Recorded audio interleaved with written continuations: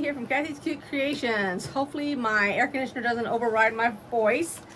So today is Monday, the day we've been waiting for, June 6th, and we are putting together the Simply Spring Quilt by Fort Worth Fabric Studios.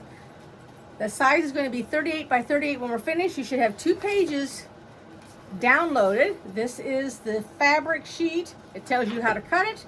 And this is the sheet we're going to do for this week. So for all those that are starting out, this is going to be really easy blocks to learn how to do. It's just a 4x4. I have them all cut out. So let me go ahead and show you it all laid out on my board right over here. Now all we're going to need for this week are the 2 sets of blocks. They're 5 inches each, 5x5, white for the background, or well, not really the background, but white and the paint splash color. And this fabric is fresh as a daisy from Moda. I have never used it. It is really, really pretty.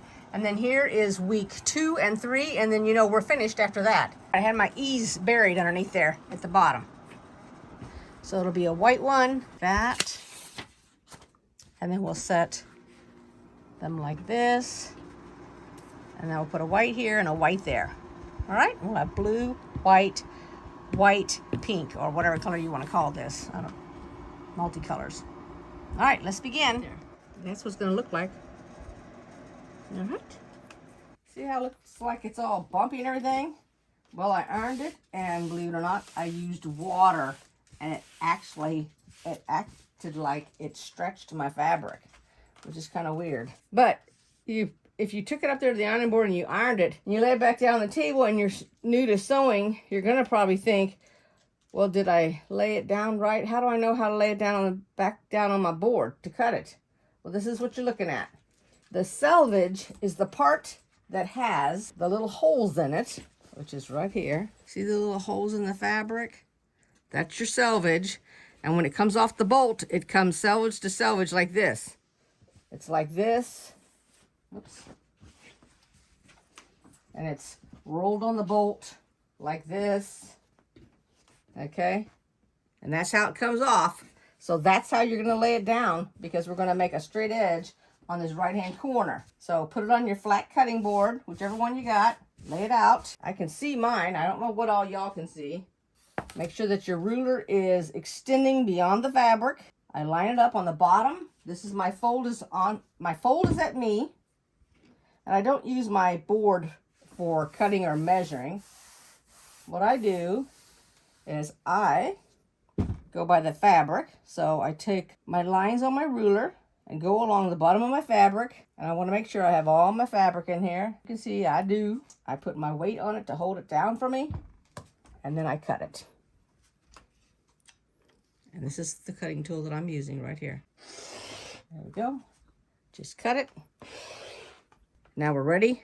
And the first thing it says for fabric A is we're going to have 3 strips cut out, and they're going to be 5 inches by the width of the fabric. The width of the fabric is this, doubled over, so it's twice this length. And I want to use a ruler that is bigger than 5 inches, so this is my 5.5 inch.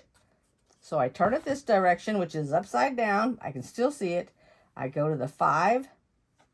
And I like to put my lines on my fabric. You can do it either way you want, but whatever way you do it, be consistent. And when I say that, what I mean is I can take it so that when I put it like here, for example, I can see my black line for the number 5, and it's through the cutting board. So I see it on the cutting board. It's not on the fabric.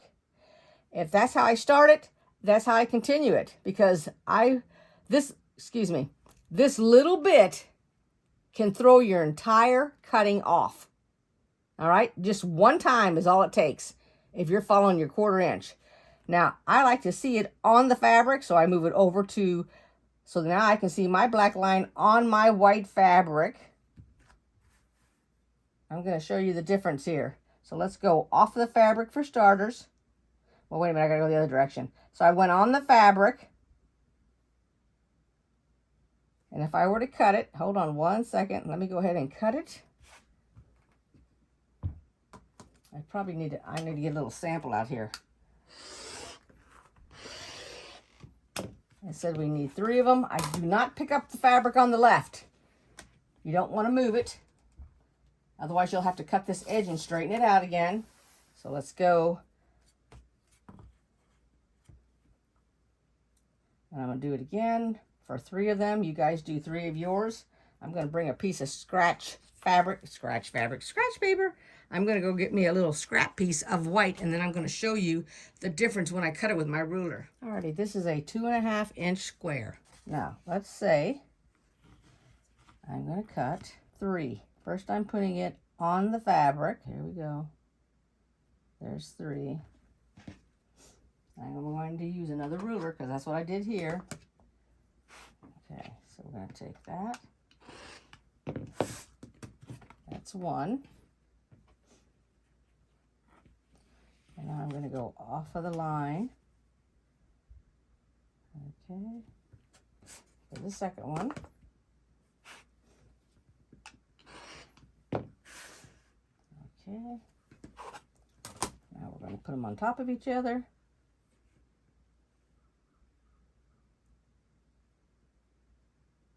Just like that. I don't know if you can see it. Let me see. Can I get my camera closer? Can you see the difference? I didn't bring my pointer over here. Here's the bottom piece and here's the top piece. That little bit of difference right there can make a big difference when you've cut out all your fabric and you make a square. Now, this is what gets people upset. They say, well, my square turned out a little bit smaller. But when you add up all those squares together and you sew that quilt or that block, that's a lot of, all of a sudden it becomes, I mean, it goes from a smidgen to inches. And the entire thing is off. And when you were expecting to have it a specific size, the only thing you can do to fix it at this point, if you've already cut all your fabric out and you've already pieced it together, is you're going to literally have to add on to your borders or your sashing to make up for, the size. So be mindful of how you cut. If you need to write down on a piece of paper so that you can remember, because like me, now I do it the same way every single time, no matter what I make. I don't know, it's a rule of thumb or something. I started doing it one way and I've never quit. I've never changed. Even when they tell me, oh, well, we need a scant 1/4 inch, or we need a little bit more than a 1/4 inch or a 1/4 inch, it doesn't make any difference. I still cut it out this exact same way. I don't even pay attention to those kind of rules. All right, I always make sure I have plenty of fabric. If I don't, I'll substitute something else for it. Doesn't make any difference. But the point being that if you're one of the people that you're meticulous with the rules and you want to follow them, then you need to follow them. Make yourself a note for your project. If you have to park this aside for another day because something comes up, then you're going to say you cut this fabric X amount away, a certain specific way. You're going to keep track of that. That's why you get all these cute little Post-its and stuff, okay, and all the little fancy pens and pencils and things. It's so that we can remember to write it down, because we're not going to be able to remember it. If I was to put this aside, let's say that I bought this kit for myself and I wasn't watching a video on it, I just bought it to make, and I have one just like that I'm talking about. It's actually an applique and I haven't even started it, and I bought that kit. And when I say kit, each square is the fabric is in a separate bag, and then it's labeled, okay? So it tells you what it is. I have them all in a box. I haven't even started them. But had I started a couple of blocks, I would have had to make notes so that when I continued, I could still cut it the same exact way, the fabric. Now, one day I'm going to get that quilt started, because I thought about it a while back and almost started it. It is adorable. And of course, you know, you're not going to be able to buy that quilt again. And it has applique cats on it, and it's really, really neat. And I've never had, at that point, I didn't do a lot of applique, but I'd never done an applique cat. But just the way that this one looked, it was really, really cute.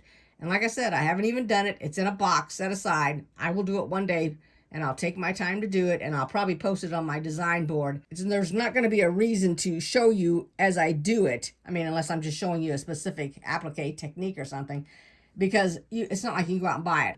I don't even know if they make the material again, to be truthful with you. Just throwing that out there so that you cut it the same exact way. Alrighty, that's it. Let me go ahead and we're going to cut out I've already cut out 3 of the 5 by the width of the fabric strips. We're going to subcut that to 18 5-inch squares, and we're going to set it aside. So out of the 18, 10 are for week 2, and 8 are for week 1. And then we're going to cut 7 2-inch strips. So we should be able to get 7 2-inch strips.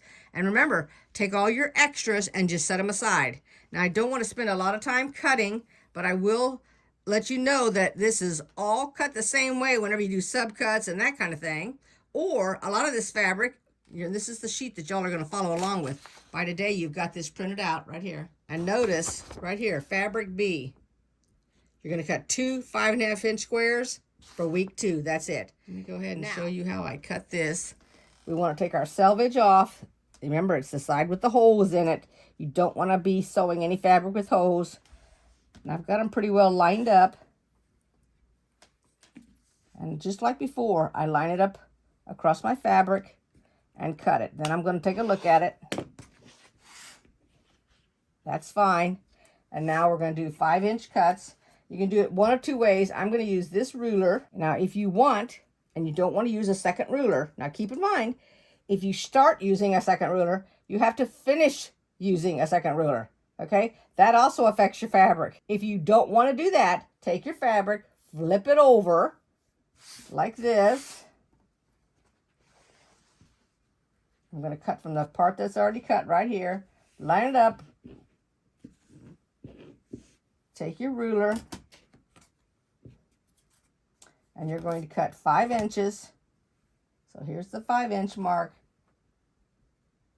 5, 4, 3, 2, 1. So here's your 1 inch, 2, 3, 4, 5 inches. It's even marked. Cut it right here and you're done.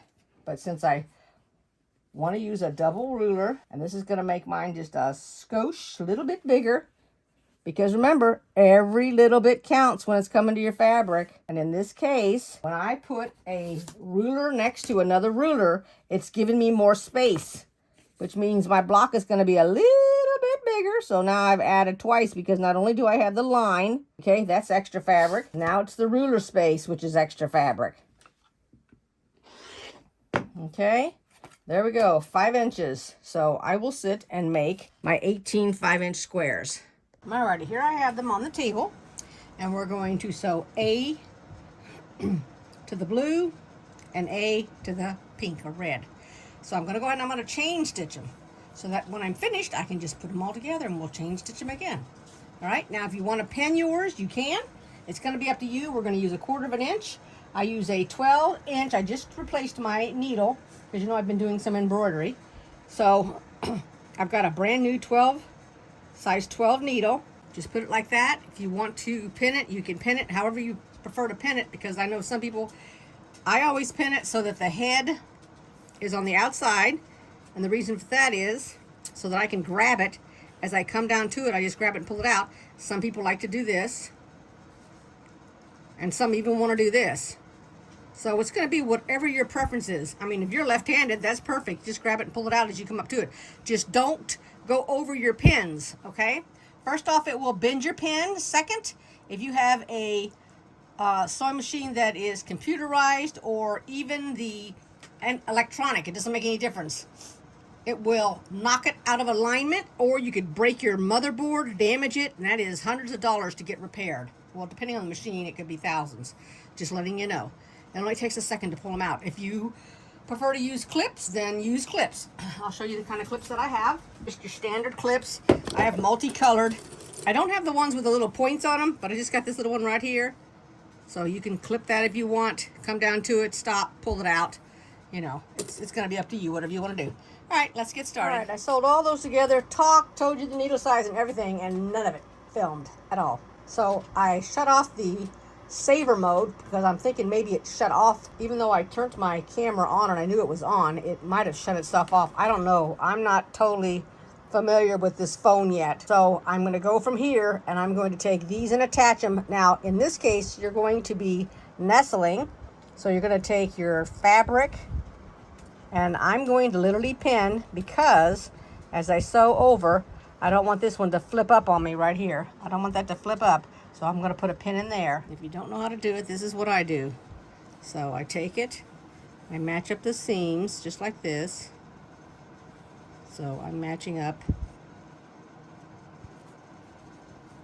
this seam right here with this seam right there, both seams. And for some reason that one went the opposite direction. Must have been the last one. Anyway, match them up. They should snuggle up there. Take your pin and then just pin it in here. Like this. And that's it. I will probably go ahead and go down here and put a pin at the bottom so it will hold it. And I'll put my needle in so I don't have to have one at the top. Now, when you pin, and you do, let me show you another one here so I can give you an example of it.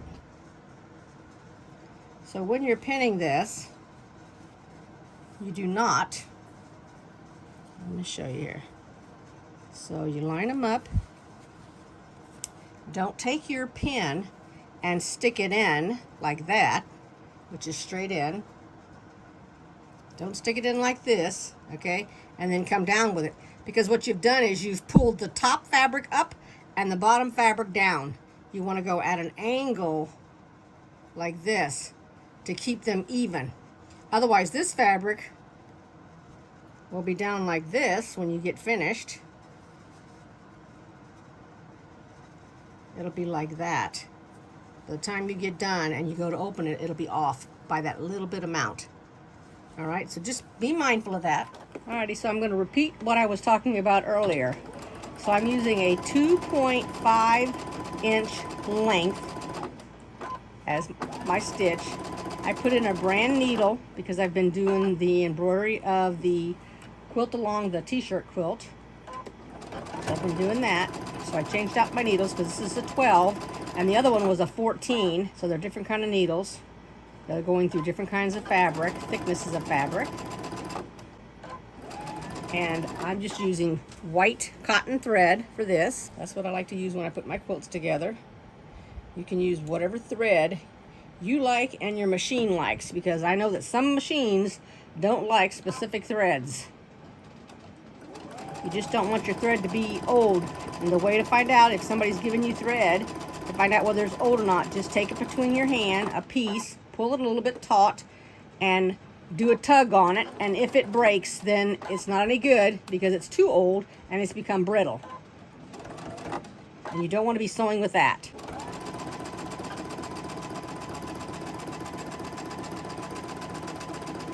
Also, another thing I was saying is that if, you know, this pattern is free, so you don't have to have the kit to make it.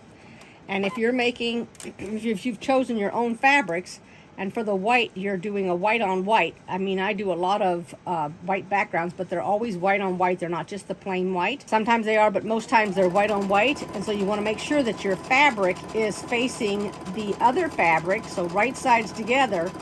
If it doesn't have a side and is not a white on white, it won't make a difference. But if it is, you'll have yours backwards, and you'll notice it when you go and you put it all together.